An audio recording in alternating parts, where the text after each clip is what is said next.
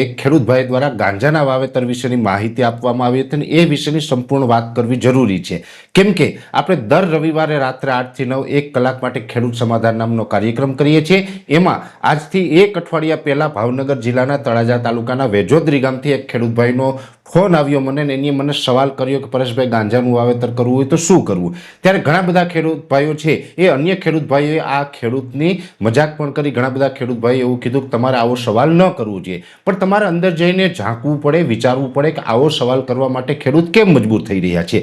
આજે જોવા જઈએ તો દવા, ખાતર, બિયારણ, મજૂરી ખર્ચ તમામ બાબતની અંદર ખેતીની અંદર ખર્ચ વધતો જાય છે। જ્યારે આપણું ખેત ઉત્પાદન હોય, આપણી જણસ હોય, એનો યોગ્ય ભાવ નથી મળતો અને આપણી યોગ્ય જે જણસ છે એનો યોગ્ય ભાવ ન મળવાના કારણે ખેડૂત છે એ દિવસે ને દિવસે પાયમાલ થઈ રહ્યો છે, બરબાદ થઈ રહ્યો છે। ત્યારે આવા જાગૃત ખેડૂત હોય છે કે પોતાની જ નહીં પણ સમગ્ર ગુજરાતના જે ખેડૂતોની ચિંતા કરતા હોય અને એને સ્વાભાવિક રીતે વિચાર આવે છે। વિચાર આવે કે આજે તમે અનાજ, કઠોળ, શાકભાજી કે અન્ય કોઈ પણ વાવેતર કરીએ છીએ તો એની અંદર તો આપણે જે યોગ્ય ભાવ નથી મળતા, આપણે ખેડૂત છે એ આર્થિક રીતે એમાં આગળ નથી આવતા, તો અત્યારે ગાંજાનો ભાવ વધારે છે। તો જો સરકાર ગાંજાની મંજૂરી આપે તો આપણે વાવી શકીએ, એટલે એમણે સ્વાભાવિક રીતે સહજ ભાવે પોતા માટે નહીં પણ ગુજરાતના તમામ ખેડૂતોનું હિત થાય, ભલું થાય એ માટે થઈને મને આ સવાલ પણ કર્યો હતો। ત્યારે હું પણ થોડીક વાર માટે ચોંકી ગયો કે ખેડૂતને આવો સવાલ કેમ કરવો પડે છે। ત્યારે મેં અલગ અલગ છેલ્લા એક અઠવાડિયા સુધી રિસર્ચ કર્યા, ઘણું બધું જોયું, જાણ્યું। ત્યારે મને અંદાજ આવ્યો કે જે ખેડૂતે આ સવાલ કર્યો હતો એ સવાલ એનો વ્યાજબી હતો।